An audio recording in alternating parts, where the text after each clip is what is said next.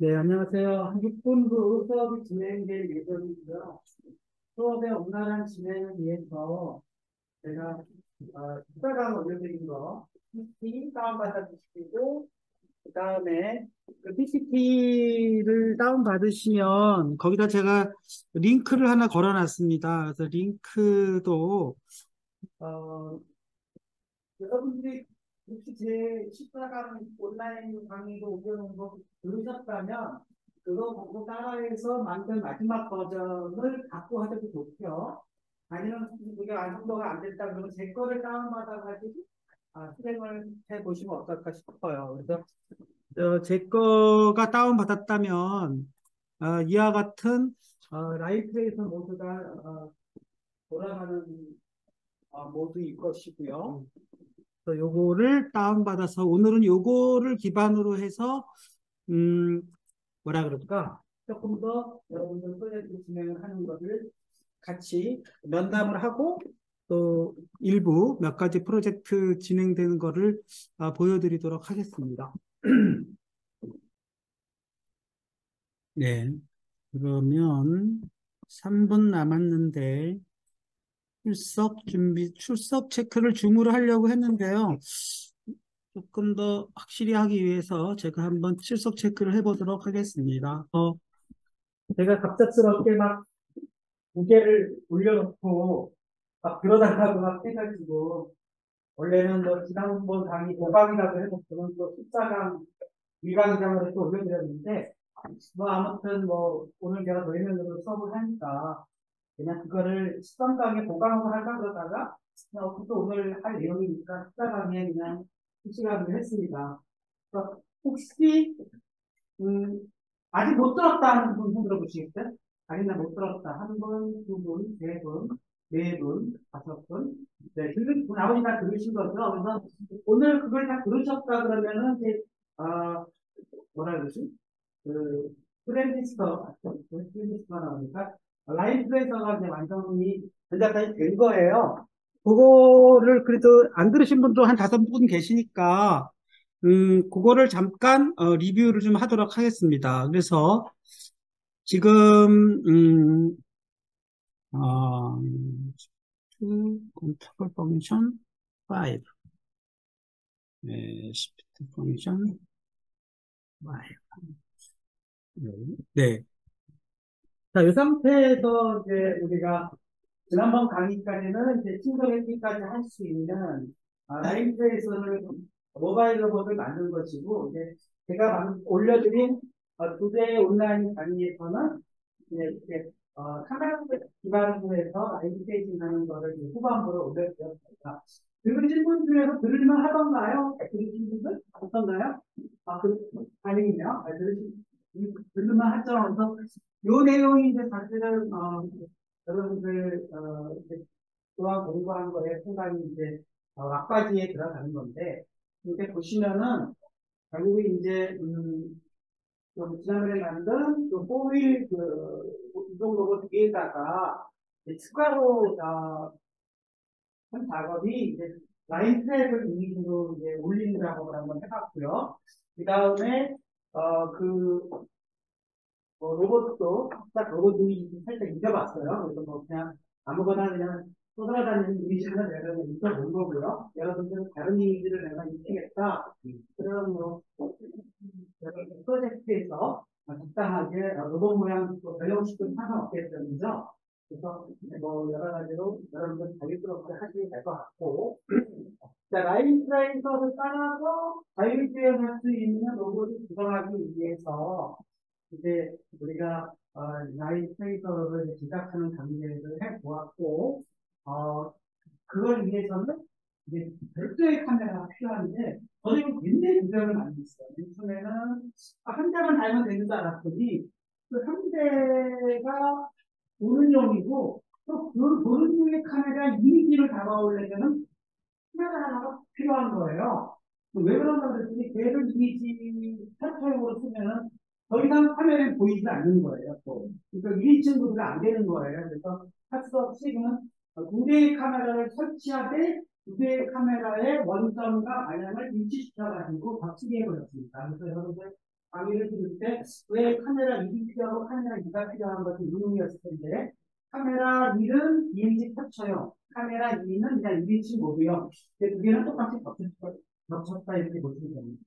네, 그래서 두 개의 카메라를 만드는 거고 위치하고 필드 오브 뷰나 로테이션 이렇게 맞춘 거는 로봇 바로 뒤에다가 카메라가 있다가 가져가고 적당한 위치에서 이렇게 트랙을 달아볼 수 있는 각도를 제가 만든 겁니다. 저것도 여러분들이 난 다르게 하겠다 그러면 다르게 카메라를 설치할 수 있는 거니까 이상하게 제가 약간 정면에서 약간 앞쪽을 쳐다볼 수 있도록 제가 각도를 조정한 같이 적어인 거고요.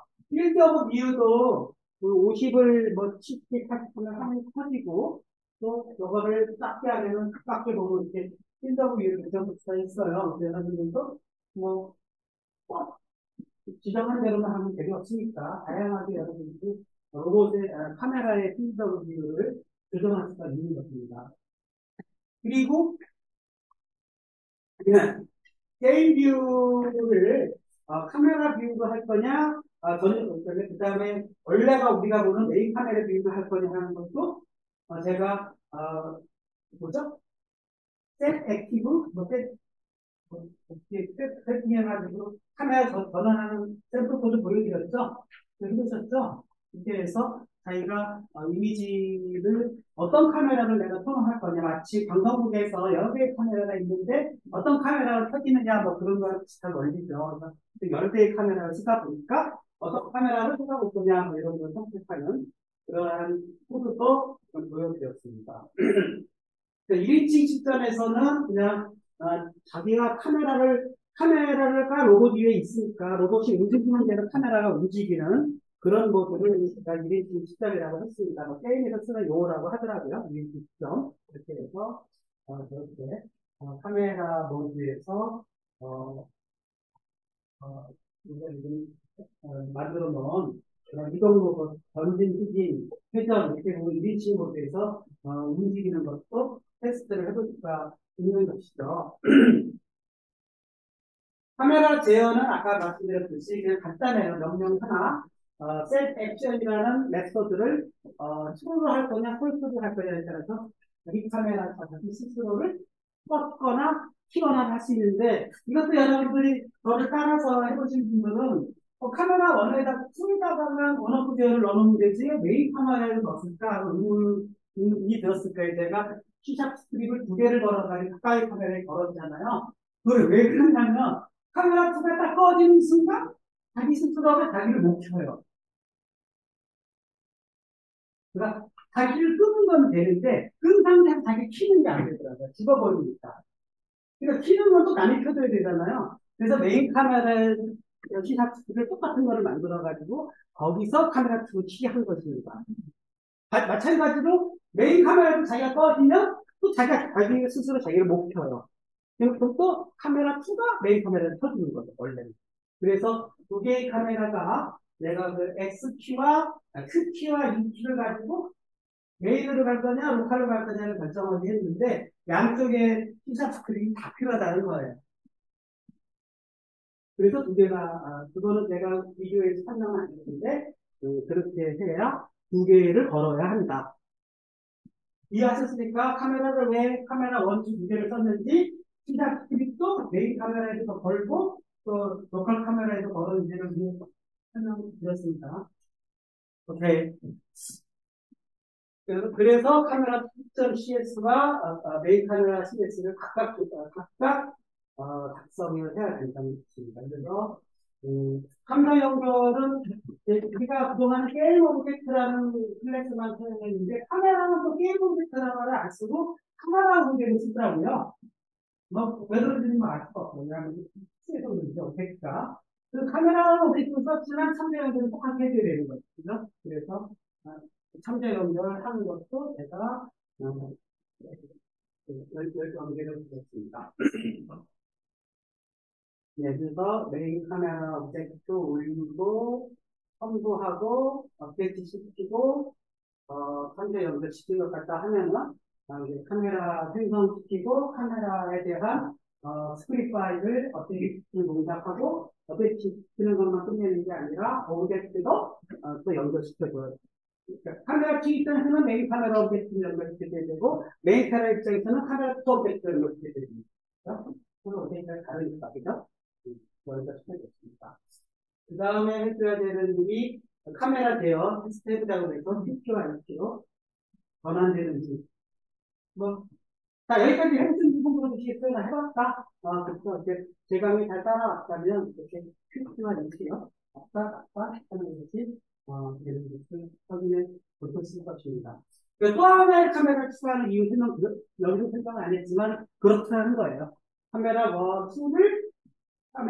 수를 이미지 캡처용으로 쓰레기 보니까, 뭐, 갑자기 그냥, 이렇게 그냥 카메라로서의 생각을 못해요. 그래서 할 수 없이 한 대를 더 썼다는 거고, 포지션과 FOV 모두 똑같이 동일하게 해줘야 돼요. 그래야 내가 이미지 측에서 보는 거에 카메라 캡처를 할 수가 있는 것입니다. 그래서 똑같이 있고, 여기에는 이제 시작 스크립트까지는 안 걸었어요. 그거는 트랙에서 걸었기 때문에, 여기서는 그냥 세팅만, 카메라 세팅만 했다. 그렇게 이해를 해보시면 될 것 같고, 그 다음에 트랙. 자, 이 트랙을 어디다 걸까를 고민을 해봤는데, 카메라 어디다 걸까 생각해봤는데, 그냥 그래도 트랙에 대한 정보를 얻는 거기 때문에, 여러분들, 지금쯤이면 여러분들이 이쪽에, 뭐라 그럴까, 영화를 얘기하는 세계관이라고 그럴까요? 유니티의 세계관을 이제 이해를 하셨을 겁니다. 뭐든지 어떤 스크립이든지 작동을 하려면은 스스로 작동이 안 되고 어떤 오브젝트에 연결이 돼야 하기 때문에 그래서 카메라 영상을 캡처하는 시각 스크립을 만들어서 이걸 어디다 붙일까 생각했는데 그냥 어차피 바닥이라는 그 트랙이 있기 때문에 트랙에다 내가 붙인 거지 저걸 내가 로봇에 붙이는데 뭐 바디에 붙이는 다 상관없는 거예요. 어느 언택트에만 어태치되면은 실행 버튼을 누르는 순간 그 시작 그림이 실행되게 되는 거예요. 다만 어태치된 오브젝트는 디스 컴포넌트를 붙일 수가 있고 하나 오브젝트들은 get game 오브젝트라든가 get 컴포넌트는 명령을 통해서 그 링크를 넣는 불편함이 있을 수 있는데 여러분들은 그거를 실제 게임 개발을 안 해보셔서 모르겠지만 자기 오브젝트를 억세스하는 건 굉장히 시간적으로 빠르다고 하더라고요. 근데 타 오브젝트를 접근해가지고 정보를 얻는 거는 조금 느릴 수가 있대요. 그런데 이제 지금은 오브젝트를 우리가 잘해야 한 7, 8개밖에 안 만들었는데 대형 게임 프로그램 같은 경우는 수백 개의 오브젝트를 만든다고 합니다. 그러면 수백 개의 오브젝트를 미리 검색해가지고 특정 오브젝트의 상태를 내가 얻어오려면은 시간이 오래 걸릴 수가 있다는 거예요. 지금 우리는 모르는데요. 예상대밖에 안 되기 때문에 수백 개의 오브젝트를 검색해서 그 오브젝트를 찾아가지고 그 컴포넌트를 얻어가지고 그 컴포넌트에 지정된 어떤 변수나 선택값을 알아야 되면 시간이 지연될 수가 있다는 거예요. 그래서 웬만하면 뭐라고요? 자기 관련된 컴포넌트 오브젝트에 어떻게 시키는 게 좋겠죠. 바로 디스를 쓸 수가 있으니까. 그쵸? 무슨 뜻인지 알겠습니까? 어느 정도는 상관없어요. 그러나 네, 실시간성을 위해서는 조금은 자기에 관련된 오브젝트에 관련된 스크립을 어떻게 시키는 게 좋더라 하는 겁니다. 우리도 그렇잖아요. 내가 어떤 행동을 하는데 나에 대한 거는 내가 좀 빠르게 할 수 있잖아요. 남한테 뭘 시키려고 하거나 남의 상태를 내가 읽어보거나 하면은 좀 접근도 해야 되고 너 지금 어디 있니 하고 물어보기도 하고 뭐 이래야 되잖아요. 그러니까 그러면 아무래도 좀 지연이 생기잖아요. 통신 지연이. 그러니까 자기 상태는 내가 내 몸이니까 금방 알아. 내가 어디를 걷고 있는지, 내가 뭘 보고 있는지 다 알 수 있지만, 남이 뭘 보고 있는지, 남이 어디 있는지는 조금은 시간이 걸리는 거라고 봤을 때, 아무래도 오브젝트는 자기에 관련된 스크립을 자기한테 업데이트 시키는 게 좋거라 하는 건데, 지금 이미지에 관련된 오브젝트를 어디다 붙일까 고민하다가 저는 그냥 트랙에 붙였습니다. 비인데가 트랙이라서 바디는 이야기는 충돌을 감내하는 데 썼으면 했고 로봇은 이야기는 제어에 관련된 걸 위주로 썼으면 했고 휠은 그냥 휠만 움직이는 것만 썼으면 좋겠고 이렇게 나름대로 좀 자기 역할에 맞는 그 스크립을 배분하는 것이 좋습니다. 여러분들이 이제 저를 따라서 프로젝트를 만들지 않고 그냥 나는 이제 자유롭게 내가 공부한 걸 가지고 내가 그 프로젝트를 구성해 본다 하면은 여러분들이 기획자로서 전체 그 프로젝트를 설계하는 입장에서 여러 가지 고민을 해보셔야 돼요. 예, 그런 거는 이제 각자 프로젝트를 수행하면서 아마 느껴질 것입니다. 프로젝트를 새로 만들었다? 또 그것을 움직이거나 뭔가를 하기 위해서는 스크립을 만든다? 또 스크립과 또 다른 오브젝트와의 상관관계는 또 어떻게 해야 되는가? 이것을 대칭화해야 되느냐? 독립화해야 되느냐? 뭐 이런 여러 가지 고민이 있어요. 대칭화를 하게 되면 또 유리한 점이 많죠. 뭐 그렇기 때문에 여러분들이 그거를 해야 될 것이고, 제가 또 하나 여러분들에게 남은 기간이 2주밖에 없는데 또 하나 해볼 거는 지금 다 만들어 놓은 거랑 지난번에 로봇팔 만든 거랑 합치는 거 어떻게 해야 되냐. 또 제가 서로 공부를 해보니까 프리탭을 이용하면 되더라고요. 그래서 프리탭으로 해서 얘를 나중에 엑스포트 시켜가지고 하나의 오브젝트에서 완성된 결과물을 하나의 모델로 얘가 완성시킬 수가 있어요. 얘를 다른 프로젝트에서 임포트를 해볼 수가 있더라고요. 그러니까 그거 한번 제가 여러분들도 해볼 수 있고 저도 한번 해보고 해서 임포트 해가지고 이미 완성된 다른 프로젝트에서 완성된 결과물을 또 다른 프로젝트에서 가져오기. 그래야 또 만들 필요가 없잖아요. 그렇잖아요? 우리 6축, 5축 만드느라고 고생했는데 가끔 엿다 올려가지고 또 만들 필요가 없잖아요. 그죠? 이미 만들어 놓은 로봇파를 그냥 갖다 붙이려 하면 되잖아요. 그죠? 예, 그런 기능들도 여러분들이 이제 유니티에 익숙해지고 어느 정도 내 레벨이 올라갔다고 하면은 프로젝트 한 프로젝트에서 만든 결과물을 이렇게 독립화 시켜가지고 할 수도 있어요. 할 수.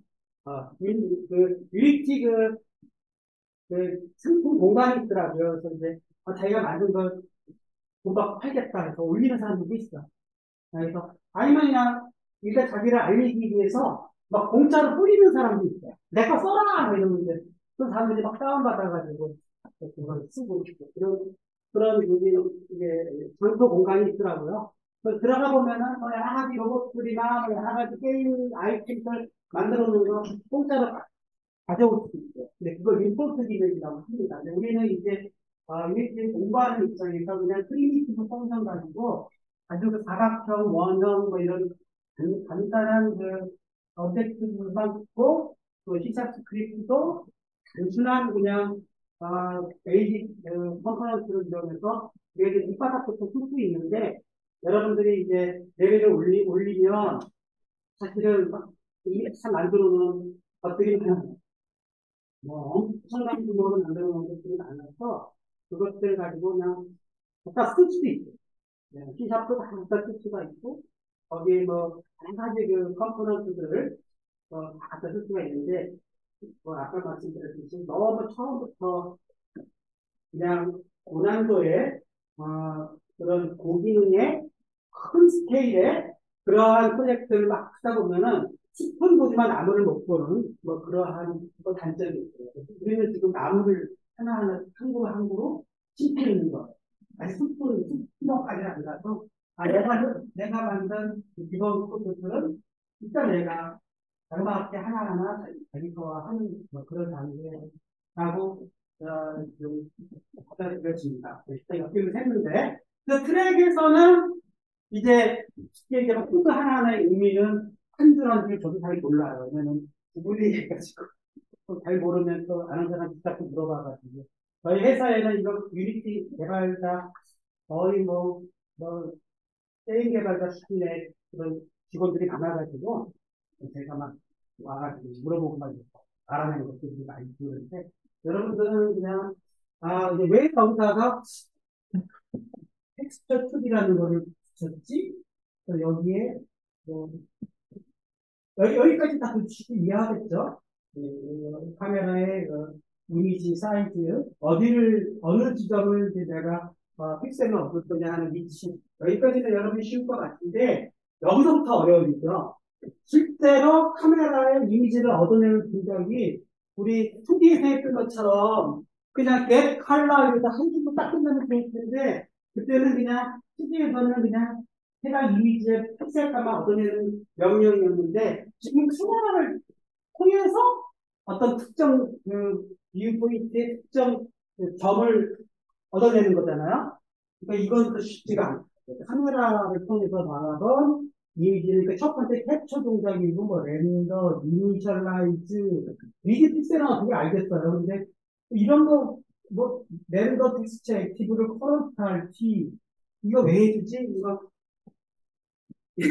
유니티브 홈페이지 들어가 보시면 매뉴얼이 있고요. 카메라 매뉴얼로 들어가 보면 설명이 탁 나오는데, 영어로 쭉 나오는데, 솔직히 저도 읽어봤는데 무슨 소리인지 모르겠어요. 그냥 동작하는 코드 그냥 제가 이래가지고 그냥 저대로 그냥 쓰니까 이미지가 캡처되고 캡처된 이미지에 어떤 픽셀 값을 얻어낼 수가 있었다. 뭐 이겁니다. 근데 여러분들이 좀 더, 나는 뭐, 좀 더 전문가적으로 카메라 이미지를 내가 더 완전히 이해하겠다 하면은 좀 더, 컴퓨터나 매뉴얼 공부하시면서 공부를 하셔야 됩니다. 알겠습니까? 네, 뭐 제가 다 알려드리면 좋겠지만, 저도 잘 몰라요.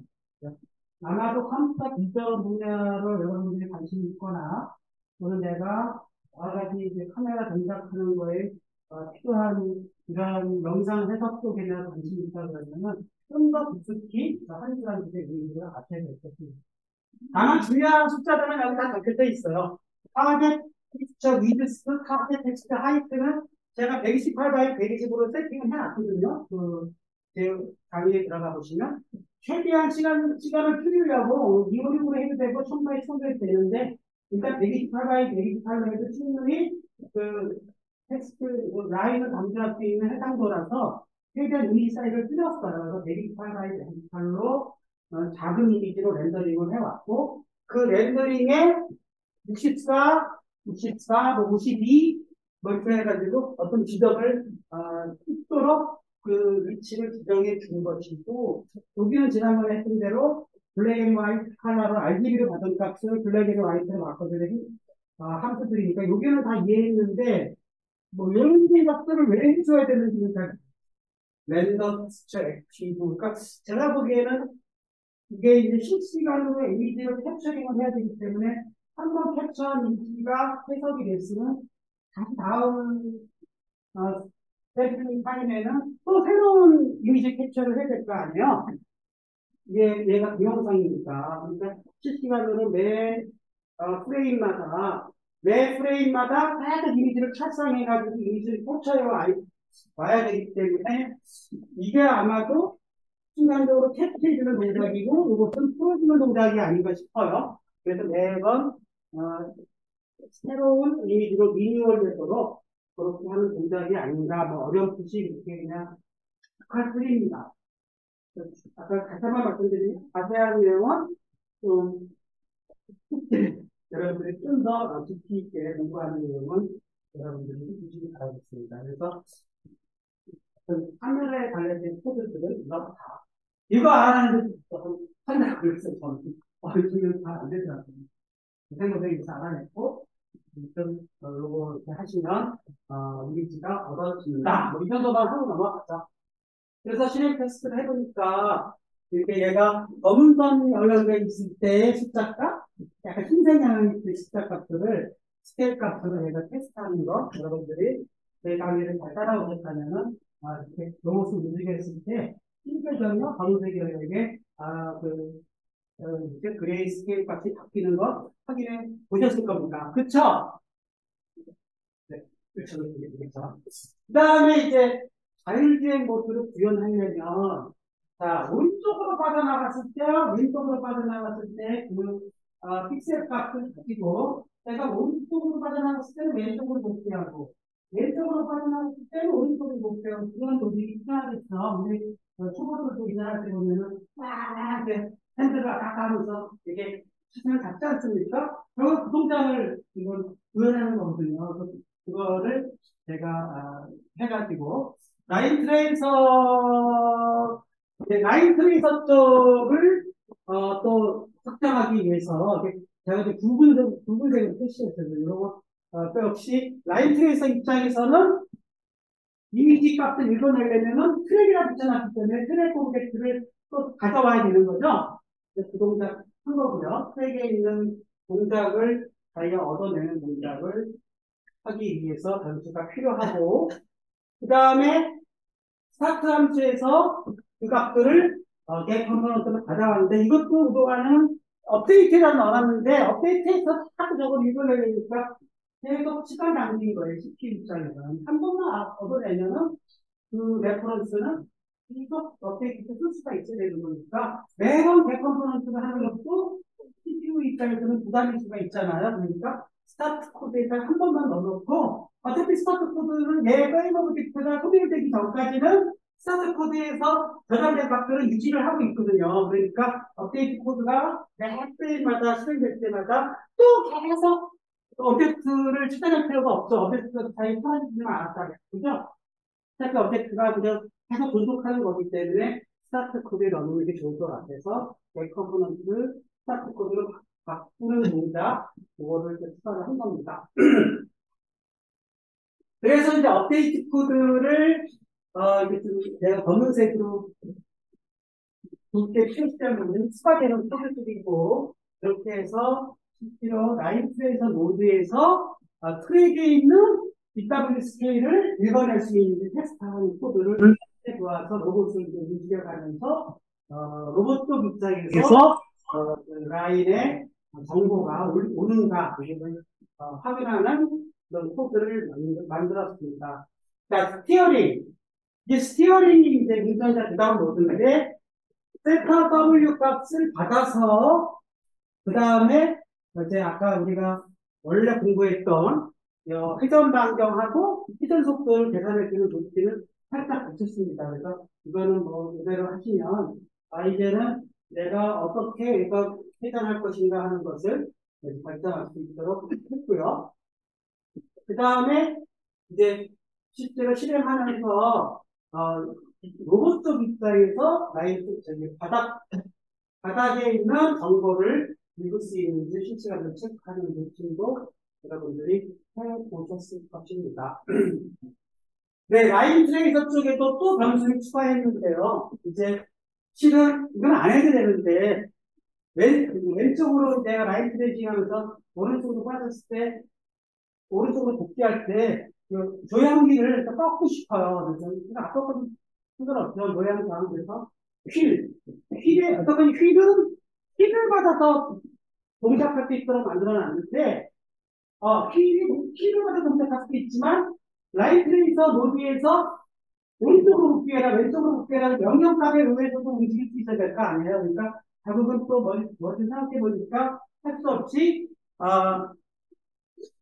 결국은 휠에 대한 정보를 실제로 로봇이 또 알아내야 되겠더라고요. 그거를 추가하는 모듈을 넣고 따라서 이제 라인 트레이싱이 좀 더 복잡해졌는데 이쪽에 조금 수정을 해가지고 요게 이제 실제로 트랙에 있는 BWSK 정보를 이용해서 0.1이라는 값을 문턱값으로 해가지고 0.1 이하이면 그냥 집중 모드를 유지하고 그러니까 우리가 어느 정도 예민하게 말이야 꼭 0.1cm 벗어났네 그러면 막 왼쪽으로 쓰고 3cm 벗어났냐면 오른쪽으로 가면 운전이 되겠어요?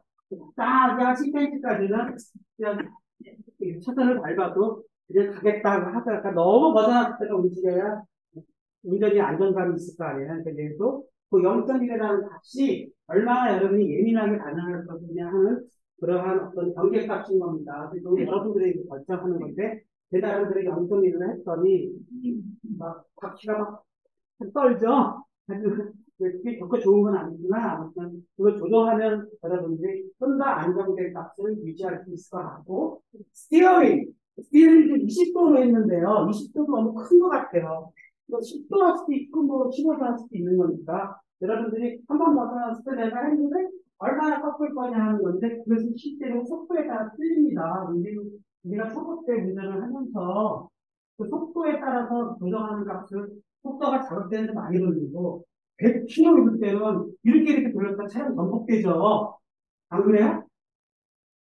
10km 달릴 때랑 100km 달릴 때랑 핸들 조정하는 각도를 똑같이 했다고 큰일 날 거 아니에요. 그렇죠? 그러니까 100km 달릴 때는 한 6도? 6도? 이렇게 하면 딱 그래도 흔들리는 거고.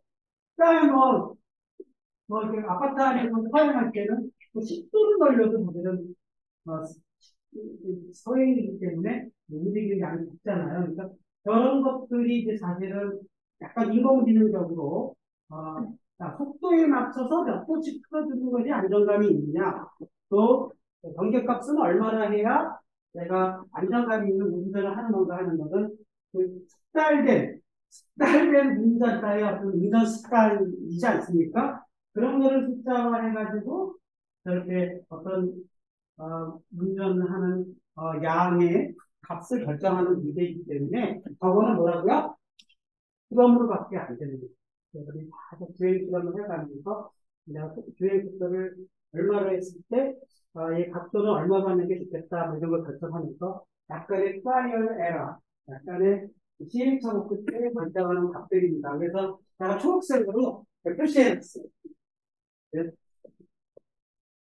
네, 그때에서 라인 트레이싱 알고리즘을 완성한 코드를 보여드렸고, 그 다음에 스티어링으로 약간 바꾼 이유가 여기서도 똑같은 코드를 직접 넣는 것보다 그 스티어링 함수를 만들어가지고 라인 트레이싱에서도 쓰이고 또 다른 데서 쓰일 수 있도록 그 함수를 조금 더 공통화를 시키는 과정에서 약간 스티어링 함수의 동작도 약간 바꿨어야 되고 아까 얘기했듯이 휠에서 휠만 받는 게 아니라 라인 트레이싱 시에도 내가 각도를 꺾어야 되겠다 하는 거를 추가를 해서 라인 트레이싱 시에는 또 로봇.cs에서 오는 명령을 읽어가지고 그 각도로 손짓도록 하니까 휠에서도 또 뭐가 필요해요? 게임 오브젝트 로봇이 필요해진 거예요. 왜냐면 로봇으로부터 명령어는 모양각을 알아야만 라인 트레이싱 시에 꺾어야 각도를 알 거 아니에요. 그러다 보니까 이제 로봇 쪽에서도 또 로봇 휠 쪽에서도 로봇에 더 뭐가 필요하고 로봇 쪽에서도 휠이 더 뭐가 필요하고 이렇게 된 것입니다. 그래서 제가 보기에는 요 이그젠플 요 예가 굉장히 좋은 예인 것 같아요. 여러분들이 이제 프로그램 시뮬레이션 프로그램 같은 걸 개발할 때 이게 오브젝트 간에 어떻게 동작을 시킬 건가 하는 걸 구상하고 이 동작을 또 구현함에 있어서 자기 혼자만 정보가 필요한 게 아니라 타 오브젝트의 정보가 필요한 서로 연결도 그런 것들을 또 이렇게 그림으로 그려가지고 로봇, 휠, 프레, 카메라, 바디 각각의 오브젝트들이 어떻게 상호 연결되면서 정보를 교환하는가 이런 그림도 그려볼 수 있겠죠. 이렇게 해서 우리 몸도 그렇지 않습니까? 팔, 다리, 눈, 손, 뭐 이런 것들이 다 이기적으로 연결돼서 각 기관별로 역할들이 따로따로 있지만 얘네들이 서로 내부적으로 어떤 이게 신경계통이나 또는 여러 가지 연결도에 의해서 우리가 유기적으로 연결되는 것처럼 로봇도 파트는 지금 이렇게 쪼개서 여러 가지 파트로 구성을 했지만 어떤 때는 얘가 계통으로 해서 이게 대칭 구조를 갖춰서 움직이고 어떤 때는 좀 별도로 움직이는 것처럼 보이지만 서로 변수를 인터페이스 시켜가지고 서로 통신해가면서 연동시키고 뭐 이런 것들이 똑같이 실세계에서 일어나는 시스템적인 어떤 동작을 소프트웨어 세계에서도 똑같이 해낼 수가 있는 것입니다. 그런 것들을 체험해 볼 수 있는 좋은 예제가 그 라인 트레이싱인 것 같아요. 지난번 그 프로젝트 우리 로봇팔 만드는 거는 단순 기구함만 가지고 만들었는데 그 라인 트레이싱은 막 카메라도 쓰고 뭐 여러 가지 충돌도 하고 다양한 걸 해볼 수 있는 그런 좋은 미제품 이었던 것 같습니다. 제 스스로 뭐 자평을 해보자면 여러분들도 이렇게 해보시면 될 것 같고요. 그래서 이제 역시 참여 연결이 필요한 부분들 표시를 했고 그 다음에 실제로 로봇도 그냥 딱 트레이 위에다가 놓고 시작하고 싶어서 손을 여길 바라봤는데 여기다 갖다 놓는 동작의 위치를 제가 세팅을 해서 9.500도 위치를 갖다 놓으면 라이트에서의 출발점을 찾아가는데 도시 위치가 맞춰서 초기 위치를 조정을 했습니다. 그래가지고 이제 월도 좀 키워가지고 그림자 효과. 그림자 지나갈 때 얘가 과연 그림자로 인해서 뭔가 이렇게 트랙을 읽어내는데 방해를 갔나 안 갔나 체크하기 위해서 월도 좀 키웠습니다. 네. 그렇게 해가지고 실질적으로 라이트 대신을 이제 지켜본 결과가 이제 이렇게 지금 세 번째 보여준 결과이고 저거를 지정을 잘하면 굉장히 공부로 안정감 있게 라이브 세팅 할 수 있는 것도 여러분들이 세팅을 찾을 수가 있습니다. 그래서 오늘은 여기까지가 한 거, 여기 좀 있죠? 네, 그래서 그림으로 잠깐 영상으로 찍어왔습니다. 이런 건편 프로그램은 300줄도 안 넘어요. 사실 프로그램이 기자력을 좋은 건 아니고, 또 짧다고 해서 뭐, 이렇게 여러분들의 프로젝트가 간사하다 할수 말할 수는 없어요. 프로그램을 짧게 짜면서도 굉장히 효과적으로 짜는 방법이 있고, 또 프로그램이 또 크다고 해서 작다고 그렇게 말할 수 없어요. 네, 어쨌든 프로그램 스킬이 올라가려면 적은 기술을 가지고, 충분히 저희가 어떤 기능을 구현할 수가 있습니다. 한 300줄도 안 된다는 게 놀랍적이죠. 막상 짜고 이렇게 통계를 내보니까 몇 줄 안 되더라고요. 여러분들, 그렇게 해놨습니다. 네, 이렇게 한 것이, 여러분들한테 제가, 추가해서 올린 거고, 최종 완성도는 제가 또 다 해서 올려놨습니다. 그래서 여러분들 할 수 있도록 하고, 오늘은 이제 추가로 제가 그때 더 해야 될 거를 뭐냐. 결국은 이제 컵을 감지해가지고, 이거를 어떻게 집어 올릴 거냐 하는 건데, 또 그거를 또 며칠 전에 제가 좀 공부를 해가지고, 여러분 덕분에 저도 많이 공부하고 있습니다. 그래서 이렇게 공부해가지고, 네, 한번 좀 보도록 하겠습니다. 이거는 멈추고, 네. 고모 오브젝트를 결국은 아이디어를 내는 거예요.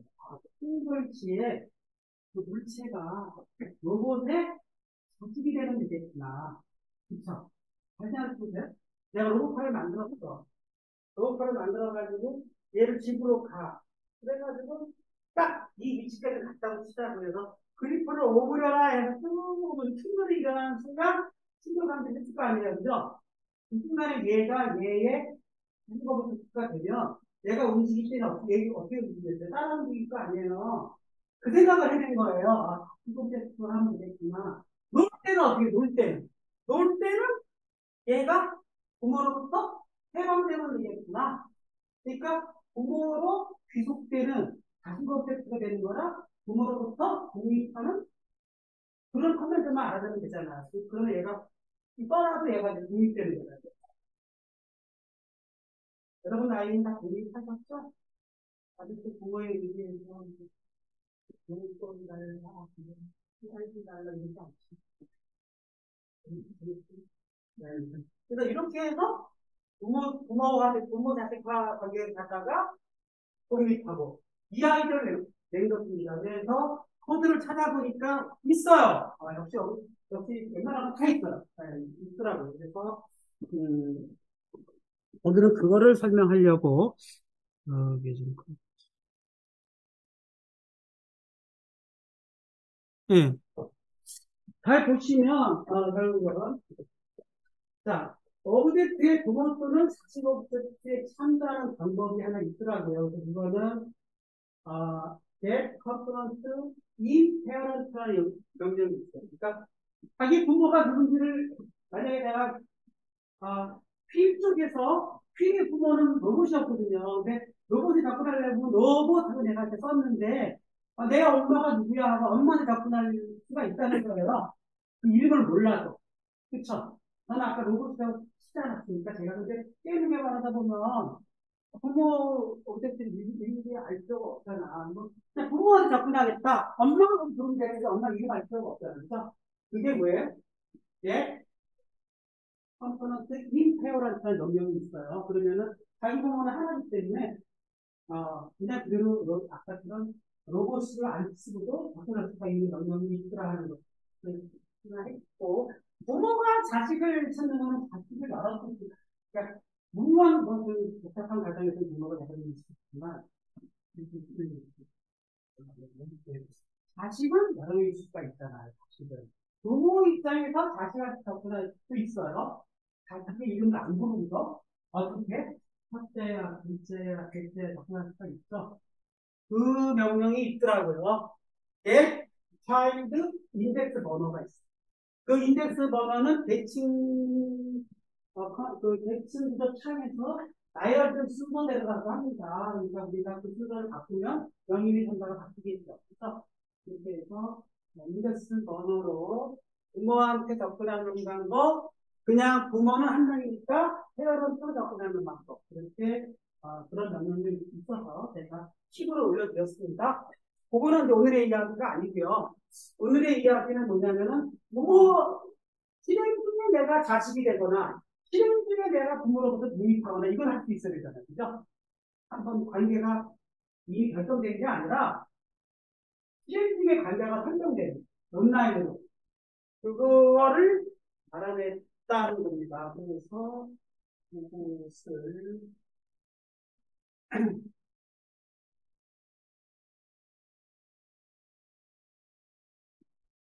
어떻게 알아냈느냐? 쭉쭉 내려가 보면 네. 이렇게 트랙에다가 이제 오브젝트 하나 만들었어요. 스피어를 만들어서 크기를 한 0.5, 하나를 그림책으로 만들었습니다. 이렇게 만들어 놓고 가다가 오브젝트 CS에서는요, 오브젝트 CS를 생성해가지고 순간적으로 충돌이 일어나면 내가 충돌된 사람의 바뀐으로 들어가겠다는 명령 쓰면 넣으면 되는 거예요. 그쵸? 그래서 오브젝트.cs를 만들었습니다. 그 만든 코드를 보여드리면 쭉쭉쭉쭉 가가지고 이거예요. 간단해. 한 줄로 끝났어. 한 줄로 끝났습니다. 컴퓨터는 아까처럼 그 오브젝트 생성할 때 트리거 모드를 체크를 해놓고 트리거 단지에 트리거 모드를 체크할 수 있도록 해놨고 원 트리거 엔터로 들어가는 순간에 컬레임이 바디면 내가 누구랑 충돌했냐? 어떤 로봇의 몸체랑 충돌했구나. 누가? 오브젝트 입장에서. 그러면 그 로봇에 어떻게 되겠다? 그 명령이 뭐라고요? this transform parent. 이 지금 오브젝트, 그러니까 얘가 어태치된 거니까, this는 얘가 어태치된 거니까 오브젝트 1이 되겠죠? 오브젝트 1의 parent. 현재는 널이에요, 널. 누구의 부모도 아닌 상태예요. 널의 상태인데, 뭐를 하겠다고? 로봇.transform를 로봇을 하겠다고 해줬어요. 그러면 앞으로 나는 로봇의 자식이 되겠다. 양자이자 하는 거다. 네? 예전은 살아가다가 부모가 되겠다. 그래서 그렇게 된 겁니다. 알겠습니까? 그렇게 해서 양자이대항이 돼가지고 양자이대항 하신 분은 없죠? 그렇다고 해서 그런 분들이 부작으로 그러고 아무 아무튼 테러를 샀던 부모가 된 경우도 있고 살아가면서 부모가 된 경우도 있으니까 그지? 그래서 또 로봇 트랜스폼 이렇게 해버리면 로봇의 트랜스폼하고 나의 어떤 트랜스폼하고 비슷하겠다는 순간 나는 로봇을 따라 움직입니다. 그렇죠? 그러니까 로봇이 움직이는 대로 로봇 픽셀의 핸들을 충족시켰다 그러면 얘가 움직이는 대로 따라 움직이겠죠. 그래서 또는 만약에 모바일 이동 로봇이면 똑같아요. 그래서 그렇게 구현을 한 것입니다. 그래서 보여드릴게요. 어떻게 그려야 되냐면 다시 일로 가셔서 충돌 멈추고 네 이렇게 충돌체가 여기 있고 요거를 지금 1인칭 모드로 놨는데 이거를 메인 카메라 모드로 놓겠습니다. 메인 카메라 모드로 놓으려면 지금 자, 이 상태에서 저는 Q키를 치면은 메인 카메라 모드가 E키를 치면 이제 메인 카메라 모드가 되게 해놨거든요. 자, 이 상태에서 얘가 쭉 가다가 얘랑 충돌하는 순간 한 몸이 되겠다 이런 뜻이에요. 스페이스바를 쳐서 라인 트레이싱을 해보겠습니다.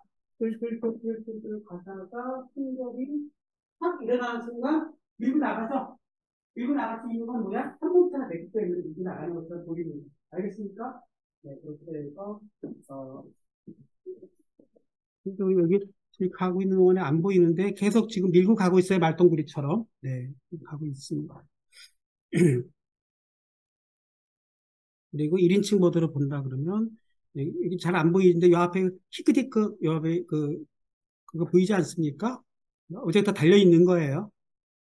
그래서 이렇게 해서 네 이런 식으로 이제 밀고 나가는 그런 거를 하는 건데 지금은 그냥 이동 로봇으로 밀고 나가지만 제가 여러분들에게 요구되는 거는 로봇 팔에다가 얘를 써서 들어 올리는 동작을 한번 해보라는 것입니다. 알겠습니까? 해제는 또 어떻게 하느냐, 해제. 자, 해제 동작 보도록 하겠습니다. 네. 이거 한 줄로 끝난 거고요. 이거 한 줄. 어, 한 줄로 끝난 거고, 트랜스폼, 페어런트, 로봇 트랜스폼으로 끝난 거고, 위로 올라가면 해제하는 방법은 그냥 널이에요. 나의 부모는 없다. 그죠? 나 부모 없어. 하고, 널 나타나는 순간 얘는 뭐라고요? 해제되는 거예요. 무슨 말인지 알겠죠? 그러니까, 원래가 제 게임오브젝트 만들 때 그냥 어디에도 매칭을 쓰고 안 쓰고 그냥 널 상태예요. 그거가 없는 그런 상태. 널. 그러니까 널로 해제하는 방법이 있고, 아, 나는 널로 해제하는 게 아니라 그냥 로봇, 나의 부모하고 동료 수준으로 해제되고 싶다. 그럴 수도 있고요. 왜냐하면 로봇이 어느 다른 부모를 두고 있는데 그 부모 밑으로 같은 형제로 올라오고 싶은 거예요. 그러니까 이런 인간 사회에서는 있을 수 없는 관계지만 게임 오브 데스는 가능해요. 그게 뭐냐면 트랜스포 페어런트의 내가 페어런트가 되겠다는 거예요. 그러니까 내 할아버지를 내가 아버지로 모시겠다는 순간에 부모랑 나랑 동경이 되는 거잖아요. 그쵸? 네. 그래서 이렇게 넣어버리면 로봇과 동격이 되는 거예요. 로봇과 동격이. 왜냐하면 나의 페어런트는 현대 시스템에서는 로봇이었는데 그 로봇의 페어런트가 만약에 누군가가 있다 그러면 그거를 아버지로 모시겠다고 했으니까 결국은 연습을 해볼 때 제가 어떻게 프로그램을 짰냐면 이런 식으로 짰습니다. 네. 릴리즈 키를 하나, R키를 넣어갈 텐데요. 어떻게 릴리즈 키가 갔는데, R키를 써가지고, R키를 받으면 내가 소속돼 있으면, 어떤 페어런트에 널이 아니면 소속돼 있다는 뜻이에요. 널이 아니면, 누군가에 소속이 되어 있으면, 페어런트에 내가 페어런트가 되 오시겠다. 이렇게 소속났으니까, 소속된 사람으로부터 동석이 되는 알겠죠? 그 다음에 충돌이 일어나면 바디인 경우에 내가 로봇을 아버지로 모시겠다. 이거 원래 있던 코드고. 보여드리겠습니다. 보여드리겠어요. 자, 그렇게 코드를 짜가지고 얘를 이렇게 보면은, 얘를 중단하고, 중단 안 해도 되겠습니다. 지금 이 상태에서 얘가 R키를 쳐가지고 내가 백키로 하면 이게 해제되지 않았습니까? 해제됐죠? 조금 해제됐어요. 그쵸? S키를 쳐서 내가 백위를 해보잖아요. 그러니까 W키를 치면 전진하고, S키를 치면 이렇게 가다가, 스페이스바를 누르면 되겠네. 스페이스바 누르면 라인 트레이싱 하면서 충돌이 일어났죠? 아, 밀고 나가는데, 자, 이 상태, 조금 여기까지 왔을 때까지 기다립시다. 이거 시간이 좀 걸리는데. 괜히 여기까지 보내가지고, 쭉, 쭉. 지금은 충돌 상태에서 한 몸이, 로봇의 자식이 된 거예요, 오브젝트가. 그랬다가, 자, 여기까지 와서 요쯤에서 오늘 좀 하겠습니다. 네, 여기서 쭉쭉쭉 오다가 여기서, 어, 잘 보세요. 여기서 와가지고 스페이스바 치면은 이제 라인 트레이스 모드 중단했어요. 그리고 내가 이제 매뉴얼 모드 바꾸겠습니다. W 키를 치면 전진. S 키를 치면 후진. 한 몸 아닙니까? 한 몸이죠. 예? 한 몸인데 R 키를 치는 순간에 해제.